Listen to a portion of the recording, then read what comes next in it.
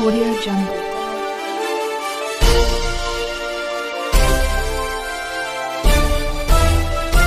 Audio Jungle. सर्वांना आदरपूर्वक नमस्कार. महात्मा ज्योतिराव फुले, डॉक्टर बाबासाहेब आंबेडकर, राजर्षी शाहू महाराज, सावित्रीबाई फुले आणि या संबंध समृद्ध परंपरेला मी विनम्र अभिवादन करतो. नारायण मेघाजी लोखंडे यांच्याही कार्याला मी विनम्र अभिवादन करतो. हा पुरस्कार समारंभ एका अर्थाने क्रांतिकारक अशा स्वरूपाचा हा पुरस्कार समारंभ आहे. हा साधारण पुरस्कार समारंभ नाही, कारण पद्मश्री नामदेव ढसाळ, नामदेव साळूबाई ढसाळ मातृसत्तेचा सन्मान करणाऱ्या एका जागतिक कवीच्या जयंती निमित्त होणारा हा समारंभ आहे. हा साधारण समारंभ नाही. संतोषजीचं मी विशेष अभिनंदन करतो. आपण सगळे टाळ्या वाजून त्यांचं एक महत्वाची वाङ्मयाची मोहीम चालवणारं हे व्यक्तिमत्व आहे. आमचे जुने मित्र आहेत, त्यांना माहीत नसेल, आम्ही काही समारंभामध्ये भेटलेलो होतो. व्यासपीठावर उपस्थित सन्माननीय शिवव्याख्याते, चरित्रकार, ज्येष्ठ व्याख्याते सन्माननीय वळसे पाटील साहेब,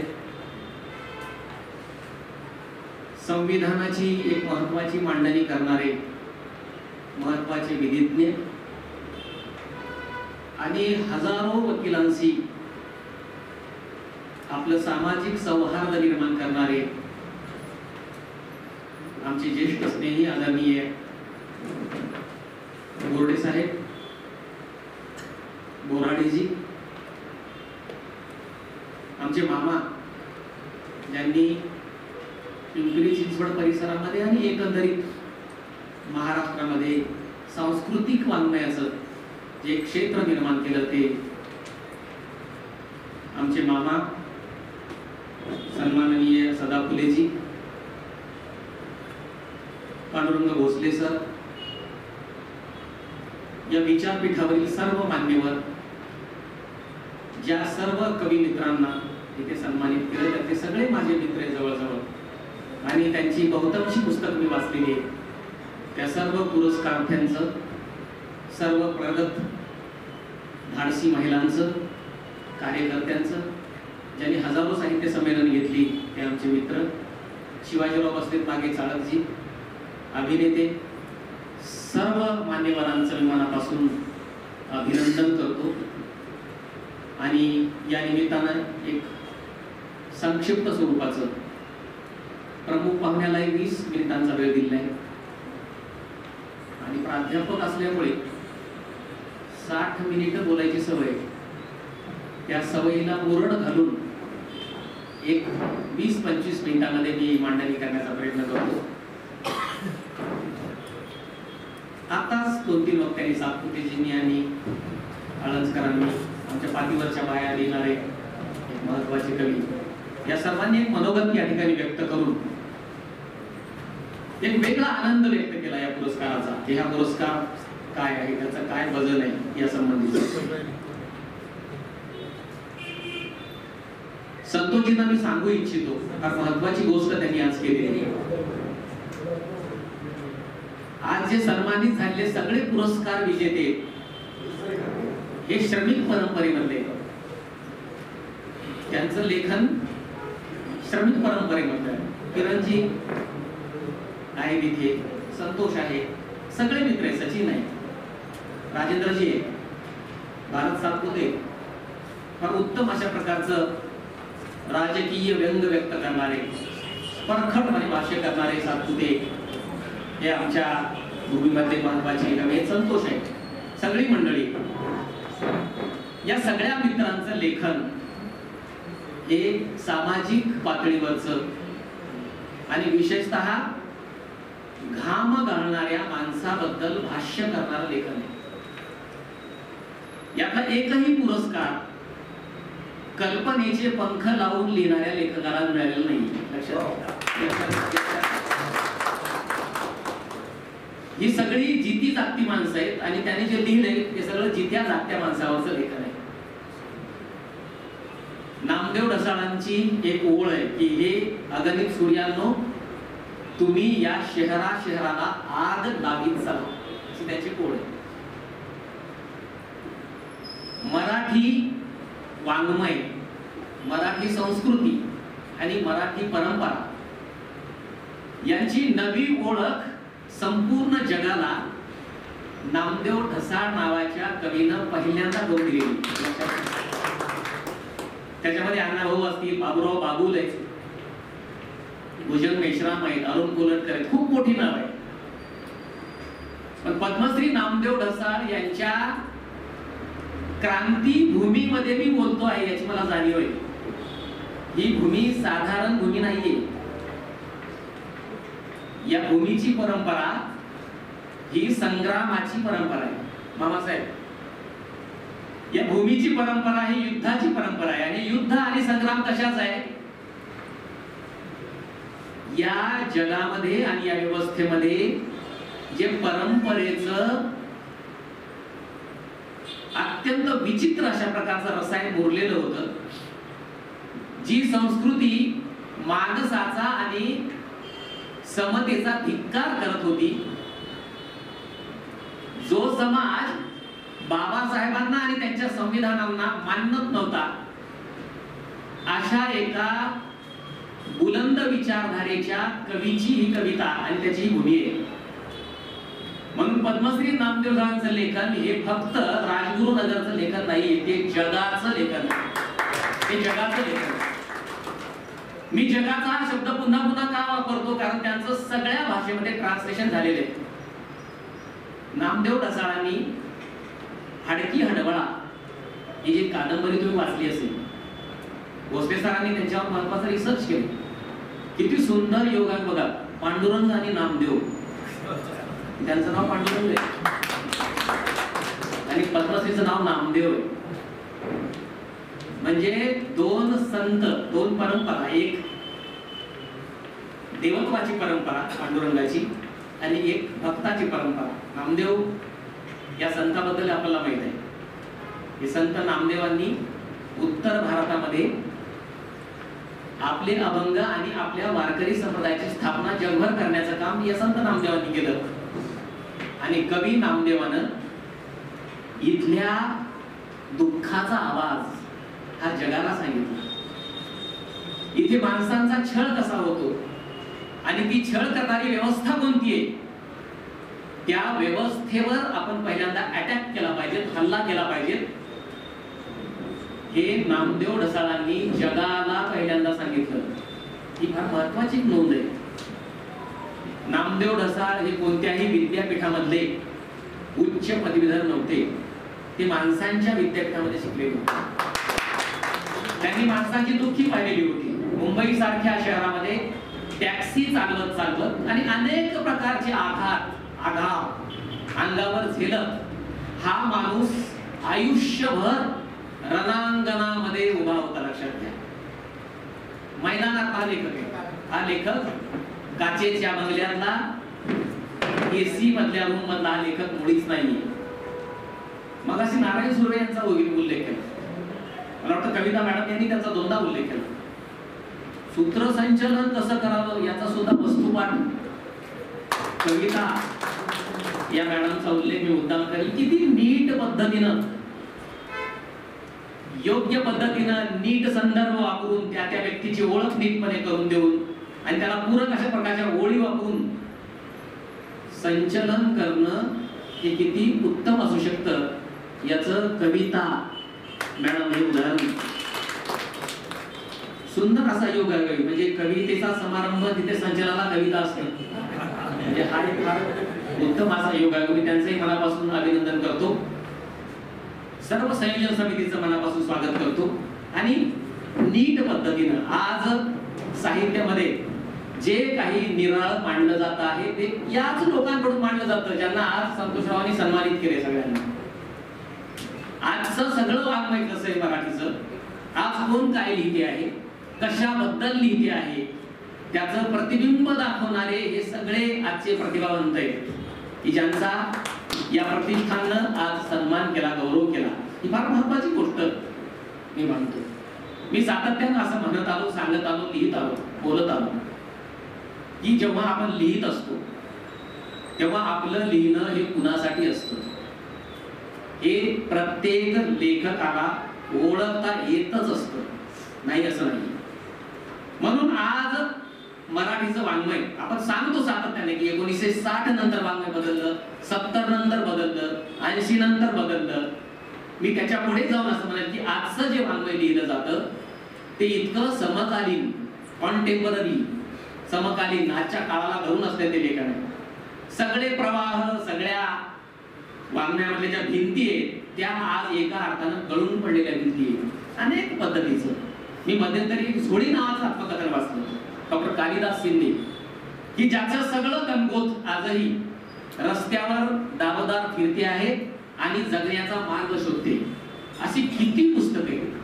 पाठीवरच्या बाया या पुस्तकाचा उल्लेख आता मुद्दाम या ठिकाणी केलाय की कष्टकरी स्त्रियांच्या बद्दल आजही आपण फारसा विचार करत नाही.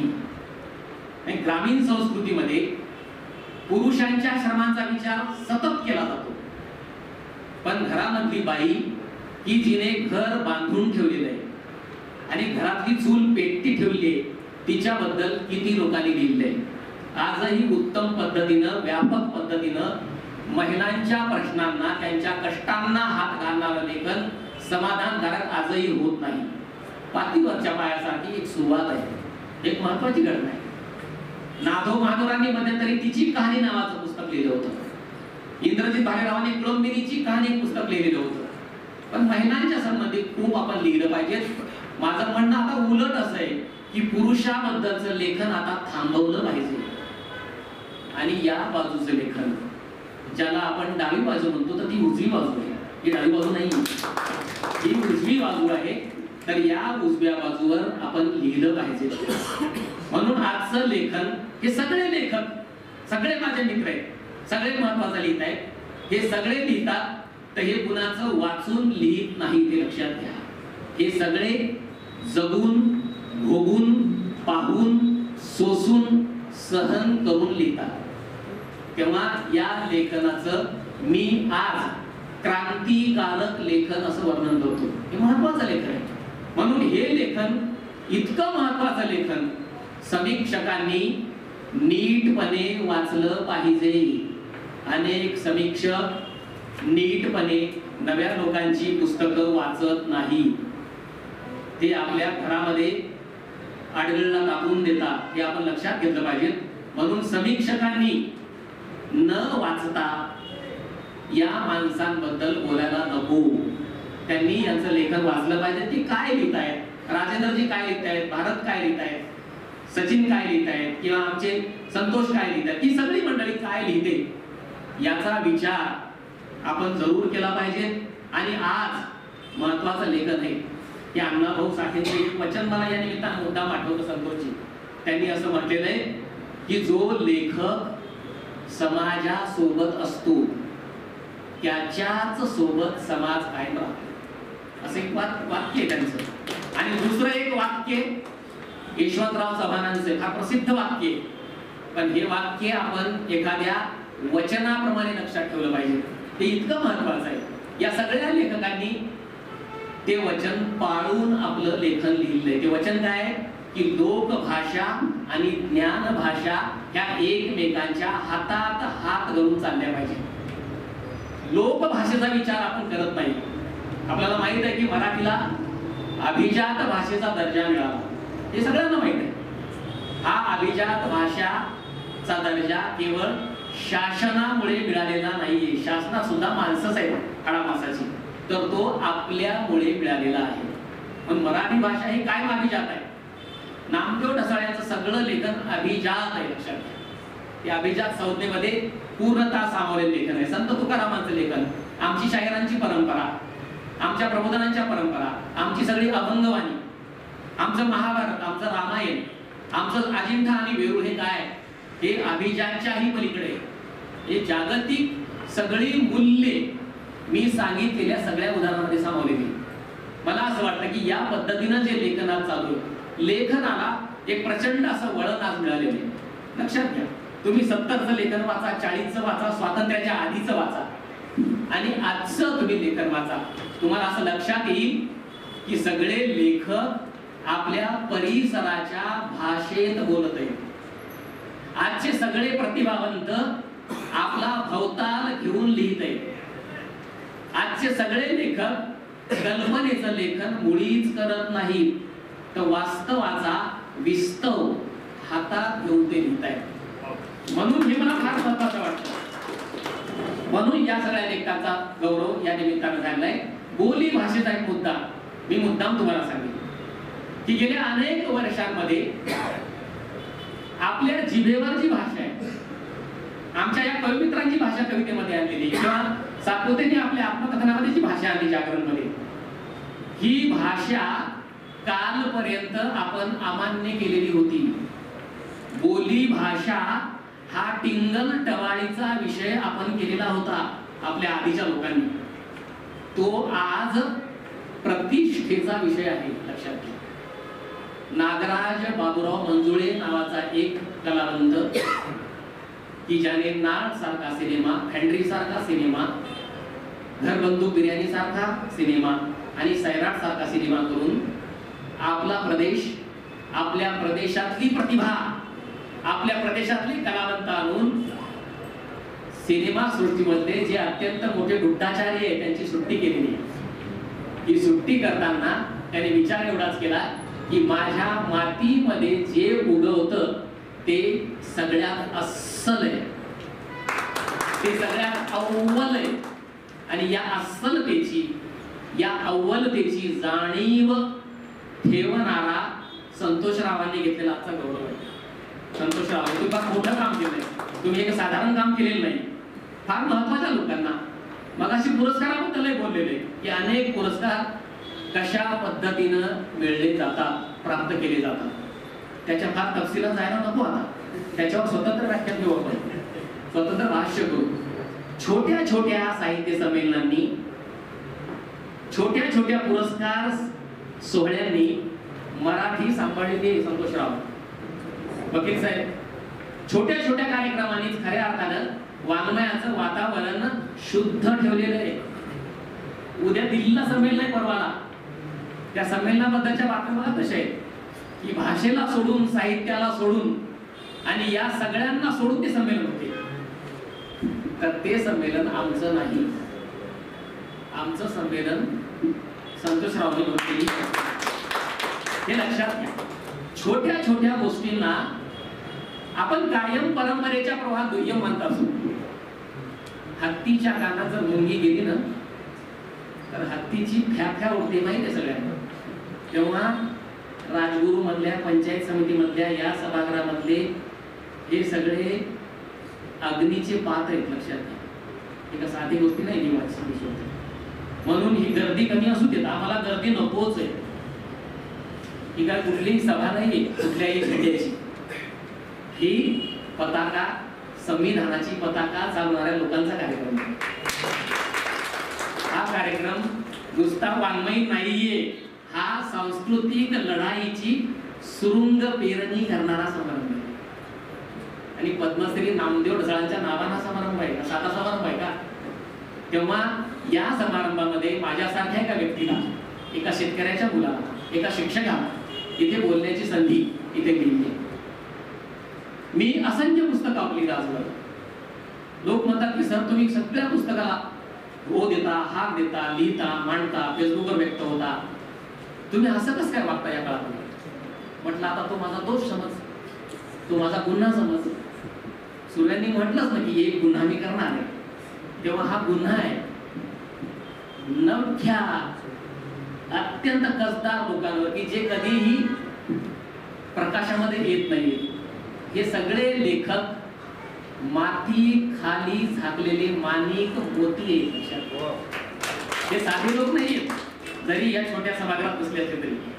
तेव्हा त्यांनी त्यांच्या लेखनांनी आपलं अस्तित्व निर्माण केलंय आणि सातत्यानं लेखनाबद्दल असं सतत सांगितलं जातं की आपलं लेखन हे कुणाच्याही सावली खाली जन्म घेणारं नसलं पाहिजे.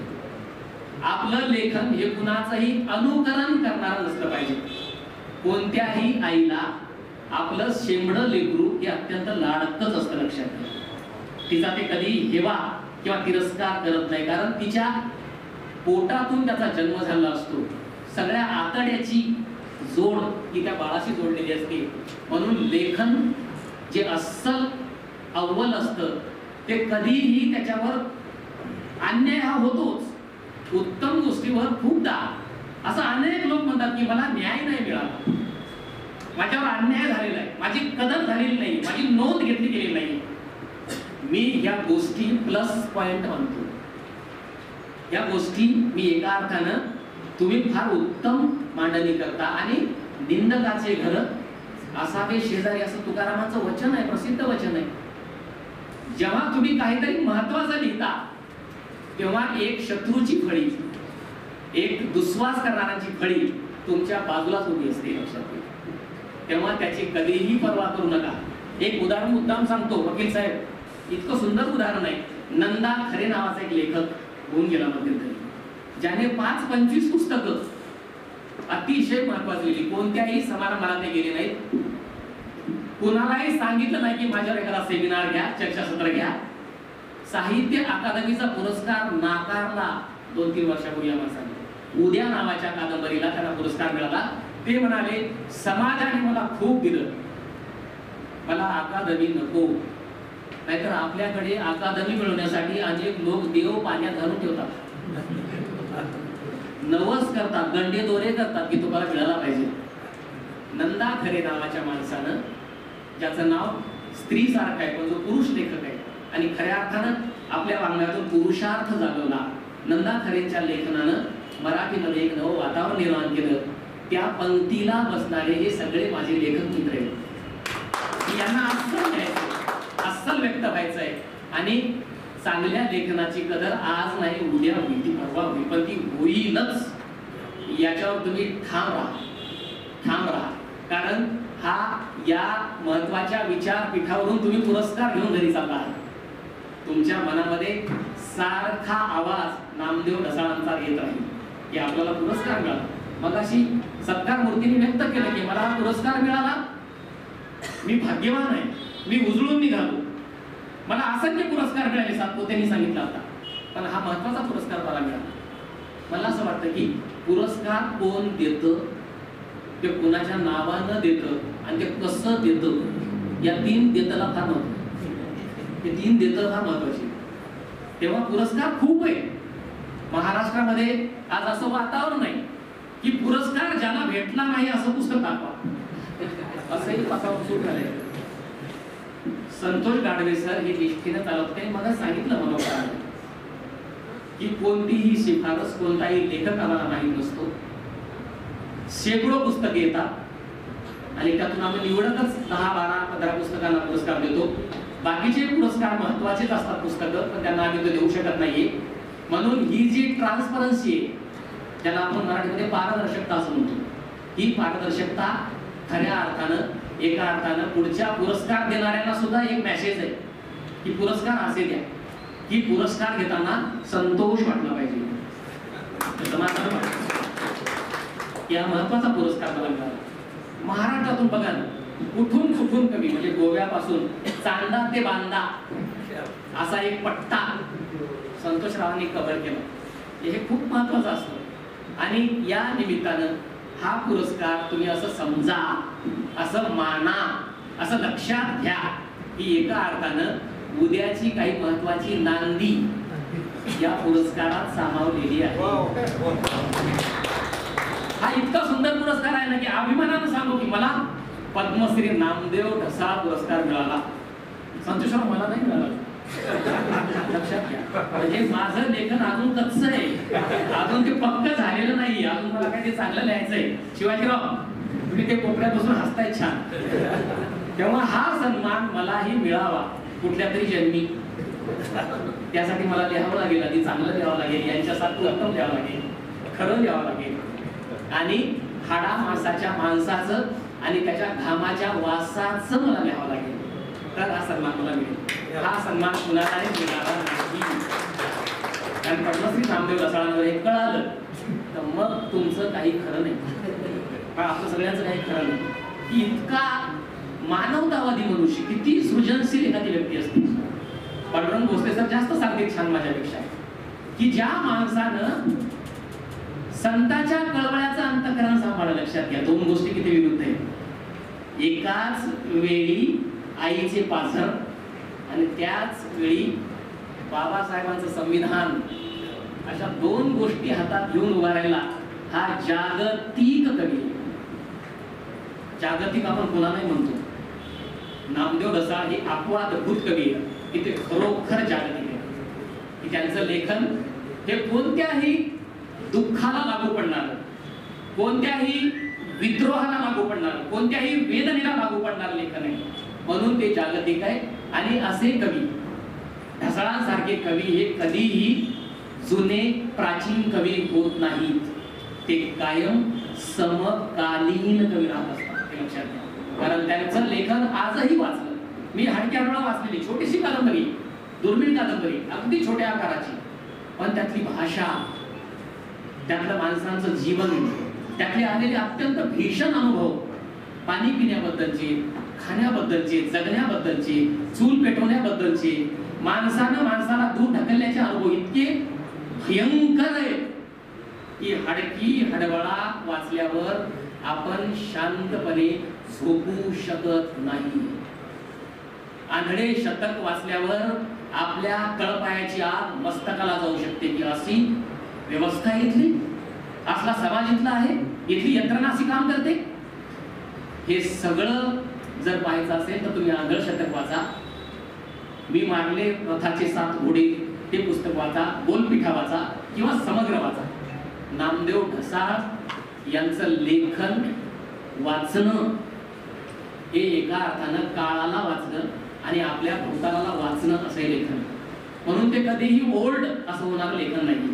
ते क्रांतीची एक भूमी तयार करणारं लेखन सातत्यानं. मी मुद्दाम मगाशी उल्लेख केला, बाबूराव बागुलांचा उल्लेख केला, वामनदादा कर्डकांचा उल्लेख केला किंवा ढसाळांचा उल्लेख केला. ही सगळी माणसं मराठीला मिळालेली महत्वाची रत्न आहेत.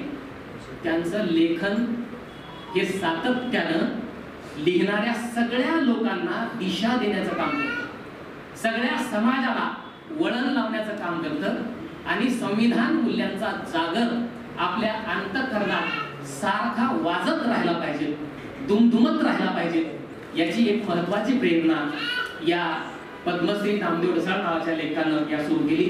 संतोष गाडवे आणि त्याच्या सर्व सहकाऱ्यांचं, सगळ्या पत्रकारांचं मी इथे मुद्दाम अभिनंदन करतो की यासारखा समारंभ आपण या शहरामध्ये घेता.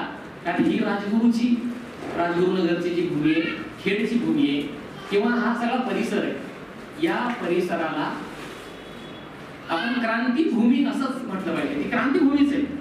जेव्हा नारायण मेघाजी लोखंडे सारखी व्यक्ती, शांताबाई सारखी कवयित्री किंवा चंद्रचूड सारखी अत्यंत या देशाचे महत्वाचे न्यायमूर्ती आजपर्यंत जर आपण सगळे दाखले घेतले, अगदी आपण संतोष रावांपर्यंत जर आलो तर आपल्या असं लक्षात येईल की हा पुरस्कार सोहळा एका अर्थानं परिवर्तनाचं वातावरण सतत ताजं ठेवणारा असा समारंभ आहे. या एका महत्वाच्या समारंभाला आपण मला निमंत्रित केलं, त्याबद्दल मी महाराष्ट्र साहित्य परिषद, आमचे मामा सदा फुलेजी आणि सर्व टीम त्यांची, संतोषजी आणि त्यांचे सर्व मंडळी, बोराडेजी आणि आमचे विधी न्यायमूर्ती, मी त्यांना शुभेच्छा देईल की लवकरच न्यायमूर्ती त्यांनी निघावं. ते होतील त्यांच्या पाठीशी. कायद्याचा, घटनेचा इतका सांगोपांग अभ्यास आणि त्या संबंधीची लोकांमध्ये जागृती निर्माण करण्याची व्याख्यानं आमच्या वकील साहेबांनी सातत्याने दिली. त्यांचा सहवास, त्यांचा परिचय होणं ही एका अर्थानं संविधानाचा रस्ता आता आपण फार नीटपणे चालतो आहोत याचं एक द्योतक आहे असं मी मानतो. पुन्हा एकदा या सर्व संयोजन समितीचं मी केवळ अभिनंदन नव्हे तर क्रांतिकारक अभिनंदन करतो आणि आपले सर्वांचं क्रांतिकारक अभिनंदन करतो. तिथे वीर माता आहेत, सगळ्या स्त्रिया आहेत, त्यांचाही गौरव या ठिकाणी झाला, कार्यकर्त्यांचा झाला, शेकडो साहित्य संमेलन घेणाऱ्या सदग्रस्ताचा सत्कार या ठिकाणी झाला, एका अभिनेत्याचा सत्कार झाला. हे सगळे सत्कार मला सुद्धा एक ऊर्जा देणारे सत्कार आहे. मी सुद्धा आणखी काय चांगलं लिहावं याची एक ताकद देणारा समारंभ आहे असं मला वाटतं. पुन्हा एकदा सर्वांना अभिवादन करतो, सर्व परंपरेला अभिवादन करतो आणि मला एका महत्त्वाच्या विचारपीठावर, क्रांतीपीठावर आपण उपस्थित केलं. कविता मॅडमनी माझी ओळख नीटपणे करून दिली, नाहीतर खूपदा सूत्रसंचलन करणारे काय सांगतील लेखकाबद्दल याचा काही भरोसा नसतो. सूत्रसंचलनाचे स्वतंत्र कार्यक्रम होत नाही, त्यामुळे हा एक समारंभ इथे फार औचित्यपूर्ण होतं. नाहीतर त्यांना आवरा असं म्हणायचं वेळ असते, सूत्रसंचलनाला आवरा. पण मॅडमनी फार नीट पद्धतीनं, साक्षेपानं, होमवर्क करून, अभ्यास करून आणि या विचारपीठाला न्याय देणारं संचलन केलं आणि त्यांची निवड संतोषरावांनी केली. या दोघांचे मी पुन्हा अभिनंदन करतो. आमचे वाहिनीचे गायकवाडजी त्यांना शुभेच्छा देतो. सगळ्या पत्रकारांना मी नमस्कार करतो आणि थांबतो. धन्यवाद. बहुजन सैनिक महाराष्ट्र लाईव्हला लाईक करा, शेअर करा, सबस्क्राईब करा आणि बेल आयकॉनवर क्लिक करा.